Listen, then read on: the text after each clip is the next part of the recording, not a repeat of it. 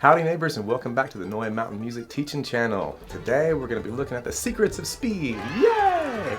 People learn to play the mandolin for many different reasons, but one of the things that called to me early on was wanting to play fast. So in this video, I'm going to teach you 3 things that are going to allow you to generate better practice habits to develop the skill, dexterity, and discipline to cultivate faster tempos in the jam sessions and in your playing. And as a little bonus towards the end, we're going to show you a nice advanced speed training exercise, one that I showed to Wyatt that I use myself. So stay tuned for that. All right, so let's go ahead and get on into it. We're going to be looking at the folded scale. All right, we're going to be looking at single string execution. And then I'm going to show you a little pattern that can get your fingers going, get your little finger involved. All right, so like I said, we're going to show you 3 good things to get you going with your practice. And we want to let you know that we're going to be doing a workshop, a monthly Noya Mountain Music Workshop from 4 to 6 p.m. on November 24th. That's a Sunday. So you can sign up for that at noyamountainmusic.com/scoop. All right. So if you're not familiar with the folded scale, you can check that out up here. This is the #1 thing that helped me generate good technical ability with my fast tempo picking. It's a scale pattern that I learned from Chris Steele, and as most of us know, he is a wizard with playing fast and clean. Okay, so the folded scale, and in the workshop we're going to be talking about how to use the metronome to efficiently, kind of empirically, in a scientific way, measure your progress so you can get faster, and the gains come a little bit easier. At first you might be able to get 15 or 20 beats per minute faster in the first month. Second month, when you get above 100 beats per minute, it gets a little bit harder, and the gains are harder to get. So but you might be getting between 5 and 10 beats a minute in a month. But if you're aiming for a little bit of progress every day as you're doing your 3 pillars, grunt work, internal repertoire, and external repertoire practice, that's going to give you an upward trajectory that's going to be really sustainable. Okay, so the folded scale is the best one in my opinion for getting good speed to happen, and it's the one that goes like this. And the toughest thing to do on the mandolin a lot of times is to switch strings with an upstroke. So when you're going through the folded scale, when you hit that D string, you're going to come back to the G string on an upstroke. So on and so forth. So if you're getting really good practice with that in G, A, and in G sharp, okay, to get your little finger involved, that's going to be really good. Okay, so that's the #1 most important thing I would recommend for generating lots of speed. One of the other things that just goes along with that is the right hand. It's just kind of hard to do this. Playing from the wrist instead of the arm. It can be done with the arm, but it's better to, generally to get going with the wrist. And just playing even one single string, just the G string, just sitting there going like that. You can go through the scale like that.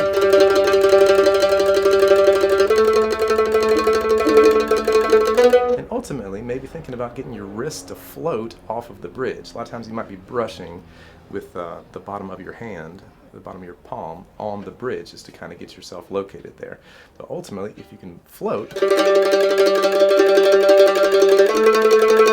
there's no space between your hand and the mandolin,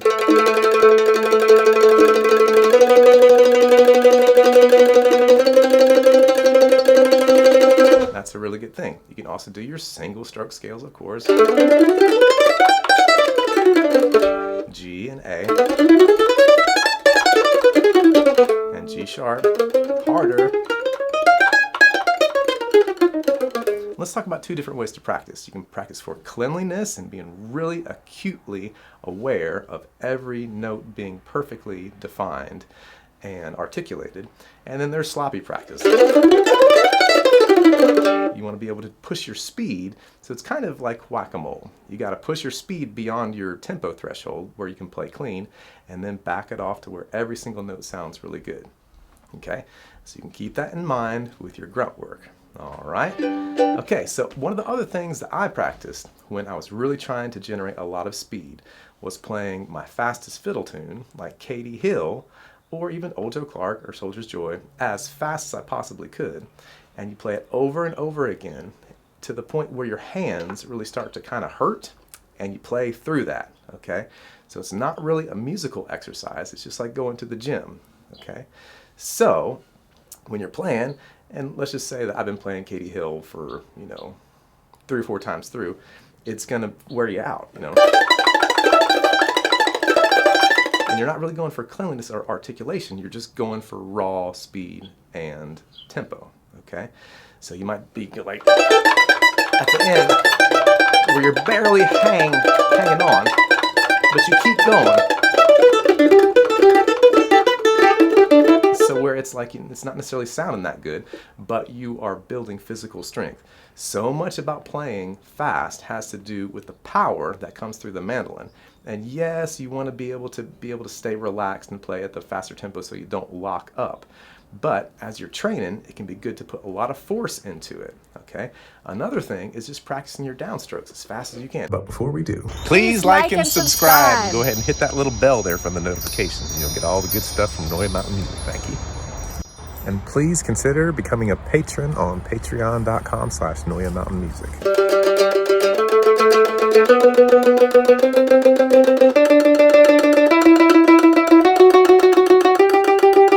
Okay, you can do your, the skipper pattern. If you don't know the skipper pattern, you check it out here.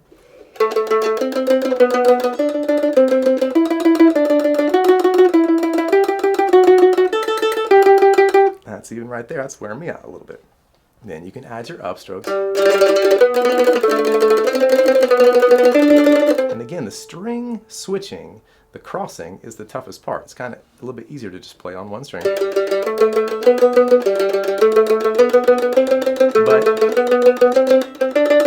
when you get to that string switch, that's the hard part there, okay? So just put as much concerted effort and discipline into your practice as you can, and work on it for 1/3 of your practice time. This is the grunt work, okay? G, A, and G sharp. So running your iterations, single stroke, double stroke, triple stroke, quadruple stroke, which in the modern count would be 16th notes. You can do 6s, and you can also do 8s, which would equal like sextuplets and 32nd notes in the modern count. You can also do your shuffling.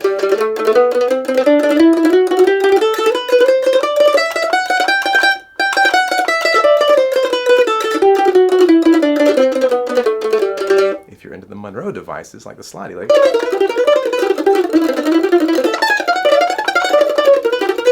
you can practice those with like a 1-4-5-1 progression or 1-4-1-5 progression. You can also practice your arpeggios. One thing I used to do, and that I recommend to folks that I work with, is doing chromatic arpeggio exercises from G all the way up to C or D. So you do your maybe 2 1/3 octave arpeggio in G, then G sharp, A, B flat, B, C, C sharp, and then D. You can come back single stroke or double stroke.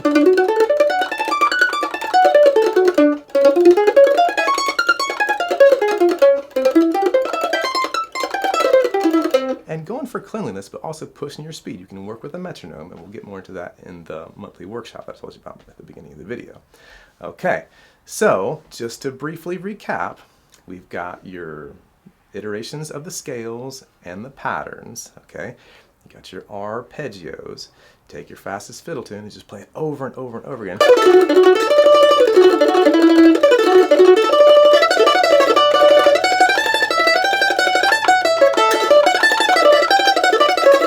Over and over and over again until your hands wear out, and play through that pain, and you'll be able to get to higher tempos that way.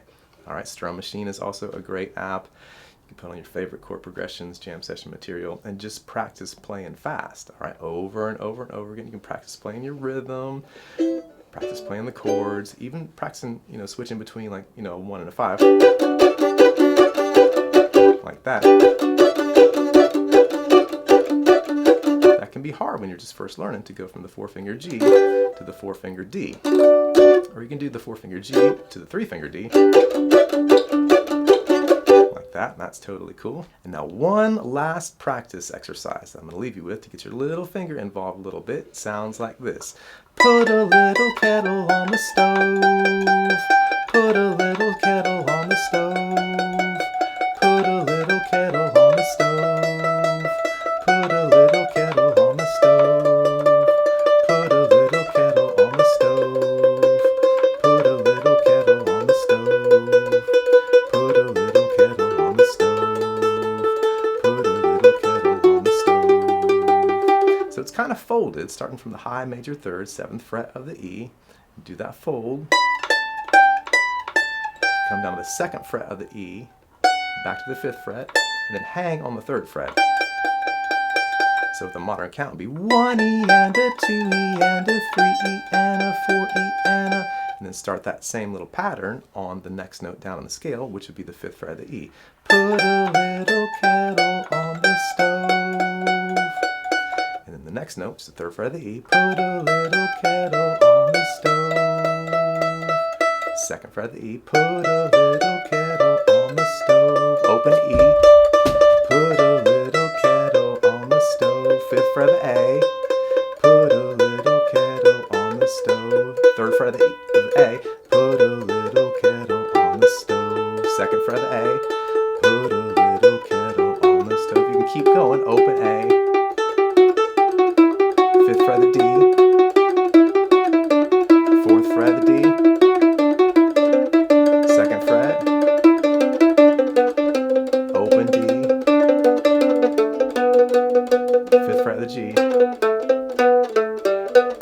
And then a little fold. Just 4, 2, open 3 times to end it. Alright, so that's a good speed training exercise. Look at your little finger in there a little bit.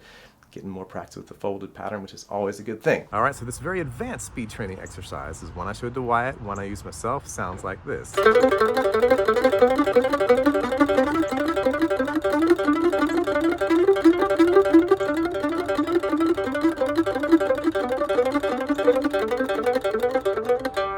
do that on each of your strings. What's going on is you're going up 4 notes in the scale. And you just do that again.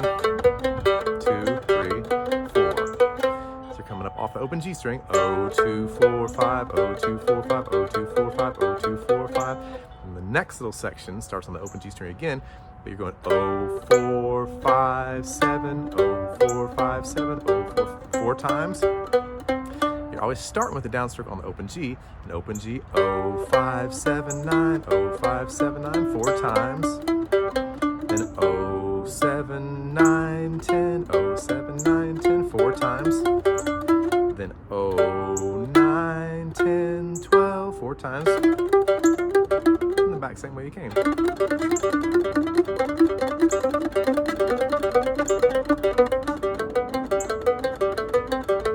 do that on each of your strings. D string.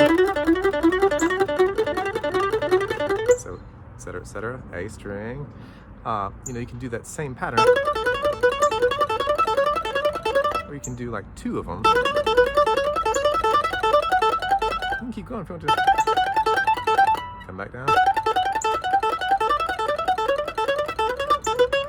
You can do 1. I like to do the 4 ones though.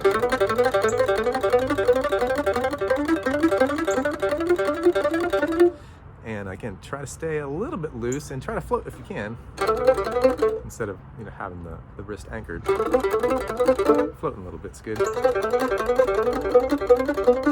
Hope you enjoy that one. All right, so hope you enjoy this little exploration of speed. And please think about joining us on the 24th of November from 4 to 6 p.m. Eastern Time for the monthly Noya Mountain Music Workshop, The Secrets of Speed. We'll be working with a metronome and sharing a lot of different things.